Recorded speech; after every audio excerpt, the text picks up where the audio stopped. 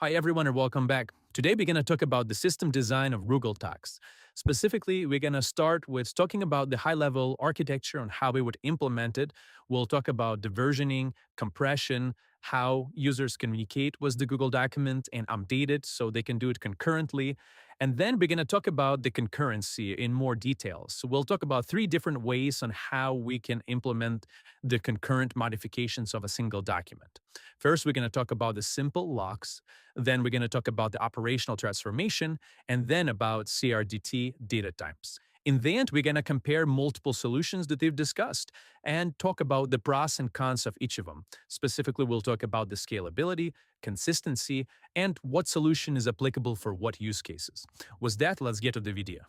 Let's talk about the high-level architecture. So us as the user, we should be able to create a document, we should be able to modify it and store in our system.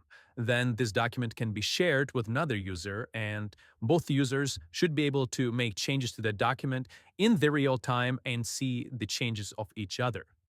At the same time, we want to support some sort of comments that people can leave on our document. We also want to have some history or versioning on our document. So in case we made bad changes, we can always roll back to the previous version. And all of this stuff has to be working in the real time. Let's look at the high-level diagram. As you can see here from left to right, that our users should be able to communicate to our assistant. So the way this communication would need to happen is that it has to be a real-time, bidirectional communication. We would need to use WebSockets. And if you want to learn more about how we would communicate with our system for the WebSockets, go ahead and check my video about the WhatsApp design, because the design here would be very similar to how users would talk to each other over the messaging application. So let's assume that that site discovered we have a users who can talk to the system over the WebSockets. So every time a user would need to make change to the document, the change would go through the API gateway and doc in our document service. And first thing, it would be stored in our document database cluster. We would want to maintain those operations that happen on our document in the separate database, just so we can always apply them forward or backwards and either get the most latest version of the document or apply them backwards and roll back the document to the specific version. The log of changes or operations from the user also needs to be stored in case some of the system goes down or the document for some reason doesn't get updated in the real time. So we always can look at that file, the log of changes, or a database perhaps where they are stored, and apply them on top of the document to make sure that we can reconcile different changes from different users. We can also use our document database cluster to store multiple versions of the same file. But now the question is, how often are we going to do it, and what will define a new version? So there are multiple approaches we can take here. One of them can be just making a snapshot of the document every minute or every 10 seconds and then store it in the document database. So then when the user wants to roll back or at least look at the version history, one can always look at it and roll back if needed. The other option is that look at the document, and as soon as we are not getting any changes for, let's say, 5 or 10 seconds, we can take a snapshot of the document and store it in our system. Regularly, we use both of these approaches at the same time. But now the question is, if we are taking so many snapshots or versions, for instance, then we would need to have a lot more space on our system to make sure that we store hundreds or thousands of the versions for the same document. And that is not sustainable. We can fix the situation by doing multiple approaches. The first one is we can limit a number of snapshots or versions that we maintain in our system. The problem here is that what if all those versions, let's say it's going to be hundreds of versions, would be made in the last 10 minutes, and we don't have any versions made, let's say, yesterday or 1 week ago. So there is pros and cons here. The other option is to group some of the versions together if they are close in time, and this way would have more versions spread out across longer time. The other thing we can do is apply compression, because some of the older versions of our document might need to be accessed immediately or even won't be accessed. So what we would like to do is to have the latest version of the document that can be stored in the plain text, and the previous versions of the document, they can be compressed using lossless compression techniques. So basically, we store a lot of disk storage, and at the same time, a user has access to all those versions, but a little bit slower. Now let's keep going through the design. We'll also have an ability to leave comments. So we'll have a comment service as well as a separate database where we would store those comments and retrieve them for the specific document. As all these events are happening, we would need to notify about them the other users that participate in the document modification. So if someone makes a change to the document or leave a comment, everyone else who has access to this document and have it open needs to see those changes. So we'll have an event queue to where all the changes would be going, and then from there, they would be consumed, processed, and sent back to the appropriate users who need to be notified about the changes on their documents. Now, before going deeper into the collaboration algorithms, I would like to highlight some of them and explain how they would change the architecture. So when we talk about these algorithms, the two most popular ones are operational transform and CRDT. And based on which one we use, we would have a slightly different architecture because Operation Transform would require a copy of the document stored in the server and remain to be updated as all the changes happening across multiple users. So if we use Operation Transform, for instance, then we would have a service that would maintain the up-to-date copy of the document, and whatever changes would come from users would need to be reflected there. And this way, we would need to maintain two copies of the document. The first one would be stored at the client side in the browser, and the second one would be on the server. And those two copies would need to stay in sync, and the communication between them would be happening over the WebSocket service. So as I make a change to the document, first I update my local representation of the document, I store the operations that were applied to the document, and then in batches, let's say every second, I send all my updates to the remote server and apply those changes to the document that is stored on the server. At the same time, I stored all those transform operations into the server database. And then as other users would need to see those changes in the real time in their local documents on their computers, the server would need to, as it receives the change, store it, apply the operational transform, and then send the changes to the other users who have access to this document and looking at it right now. Those changes would be sent through our asynchronous event queue and deliver it to other users through the website. In this implementation, we would need to have a local version for every single client and a server version of the document, and those would need to be in sync. There is also another approach that we can take here, which is to use CRDT, which is a conflict-free replicated data types. If we use this approach, then we don't need to maintain a server version of the document. Clients would only maintain a local version of the document and then exchange the changes between each other. So it's more of a peer-to-peer communication or replication, but we're going to talk about it later. Now let's talk about the actual collaboration algorithms and what are the ways that we can implement a way for people to modify the same doc and resolve conflicts in the real time. Just to cover a few basics, we have text, and the way we would make changes to our document is through maintaining a positional index of every single character. Whether it's a letter, or it's an image, or it's a space sign, we would assign a positional index for every single one of them, and then we would operate the indices to make sure that we can insert, delete, or replace some of the elements and the specific indices. As you can see on this diagram, for instance, this is a basic way you can modify and make changes to your text in the Google document. You can either insert specific character on the specific index, you can replace it, or you can believe it. Now, if we have multiple people doing it, there are obvious problems that can come with it. Let's say we have a sentence called education for engineers. That's the original sentence. And we have two users who make changes. One user inserts two words is crucial and wants to make education is crucial for engineers.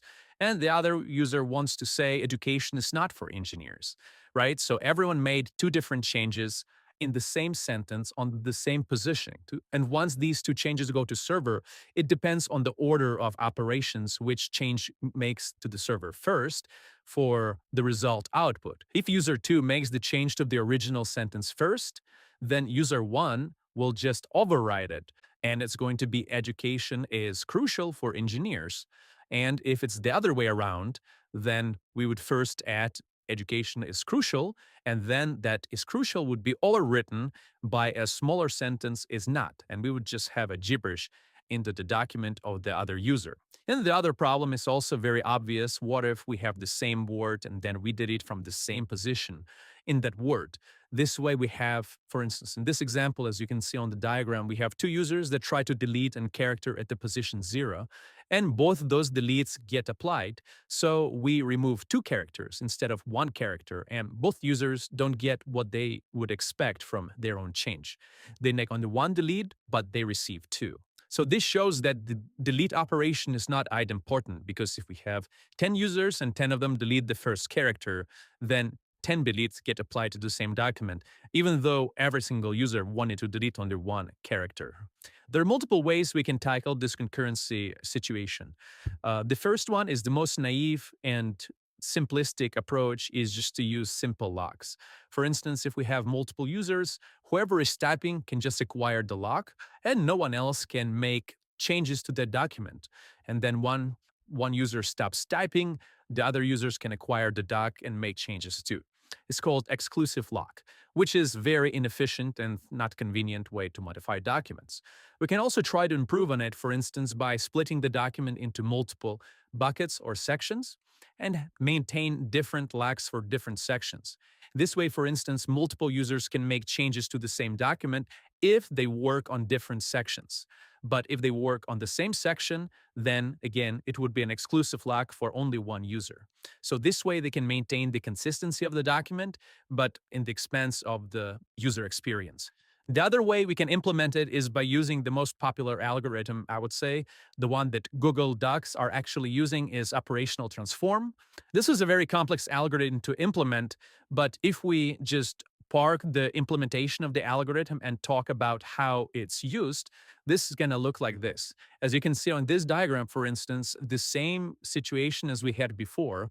We have an original sentence, education for engineers, and then two users make the same changes.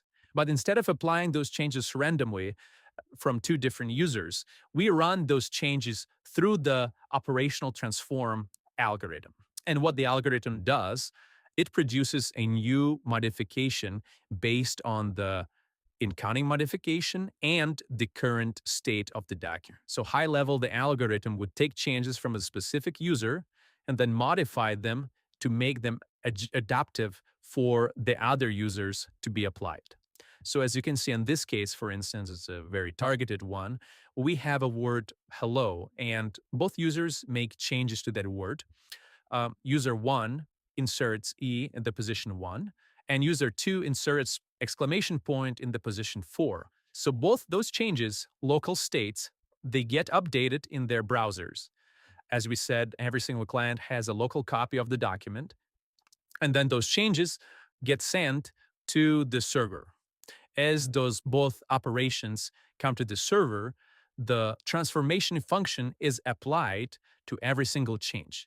As you can see here on the right, the function key takes two arguments. The first one is received operation from the user, and then the local operation that was done for the specific user. So a new operation would take both of those states and produce a new state. So in case of user 1, it would take operation 2, which is insert exclamation point at the position 4, and a local change, which is insert E at the position 1, and based on these two inputs, it would generate a new operation, which is insert exclamation point at the position 5, instead of the original operation, which was insert exclamation point at the position 4. And this transform function applies for every single change that comes from any client. Operational transform algorithm is one of the most popular because it provides close to real-time consistency, but it also has its own requirements. It has to maintain a copy of the document on the server, but that lines up with our versioning requirements. As soon as we have a copy, we can also version it and make sure that all the changes to the document, to the master document, stored on the server. At the same time, this approach is order dependent, which means that all the clients that sends updates to the server need to make sure that they have timestamp attached to it and those changes applied in the order. And the biggest bottleneck, as you can see, is that we need to maintain that centralized master copy of the document, and all the changes go sequentially in order through that document. And from there, they get spread out to all the clients. This makes the server a bottleneck because if we have thousands of clients, for instance, across the world, then they can make all those changes at the same time. And we might see some delays because the single server is responsible for processing all those changes in the real time. Obviously, who build the same system of the Google Docs, who would have multiple servers assigned for specific regions or clients. We would have some sort of sharding. So clients who are in India, for instance, get connected to the master server that exists in India. In the United States, it would be a local server. But still, if multiple clients are in Asia and some of them on the United States, then the server that is closest to both of them likely would need to be chosen just to reduce the latency for the updates, because all those small changes made by the clients which would need to travel to the centralized server get applied there and then being spread out to the other clients who need to see the change. The third way we can implement this functionality is by using CRDT data types. So CRDT, as I said, it's a conflict-free replicated data types. And what it means is that they don't need a centralized server. The way they operate is that all the changes that meet on the client side get sent to all other users who have access to our document. For instance, if I make a change to my document, this operations gets applied to my local copy, and then this operation sent to all the clients who are editing the same document. And the way we implement this is, again, by using the positional indexes. But this time, we're not going to use them 1, 2, 3, 4, 5. And as you can see on this diagram, we're going to use the decimal points of indices. So for instance, we have a word hello that has indices assigned as a decimal number, 0.2, 0.4, 0.6, 0.8. And if we make a change to the specific location of this word, for instance, we want to insert letter L in the position 2 or 3, right? We want to have hello and then have an exclamation point.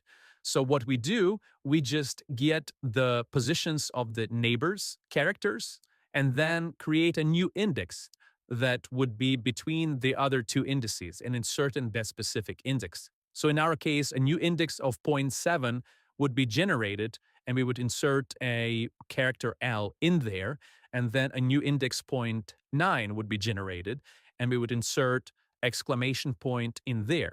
This way, these modifications do not change the structure of the document or the word, because a positional index remain the same. Nothing gets shifted left or right.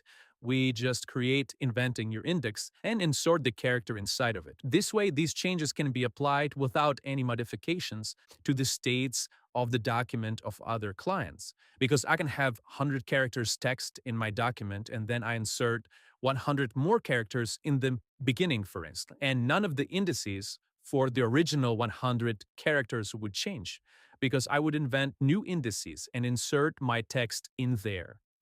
And then this change would be spread out and replicated across other copies of the document. What's important to know about the CRDT types is that they are order independent compared to operational transform, because every single operation that happens on the text, it's localized and doesn't change the global order of the text. And the second one is that this approach might provide less real-time consistency and more of a eventual consistency, because in this case, there is no centralized point of view of the document, and it's so eventual consistency. So let's say one of the clients had network issues and his changes didn't went through across all other clients, but those clients would change the document already. Then out of the blue, you might get those late updates on your document, and it will mess them up. Again, there are ways to rehabilitate this, like, for instance, check for the timestamp. If the update is too late, we can just ignore it or just show a message. But these are less reliable and more of a eventual consistency approach that can be applied for implementing calibration algorithm. All right, in this video, we've talked about the designing Google Docs. We spoke about the high-level architecture and multiple approaches, how it can be changed based on the collaboration algorithm that we apply. We spoke about the three main collaboration algorithms and how we can implement it. If you liked it, make sure you subscribe to my channel for new system design videos, and I'll see you in the next video. Bye.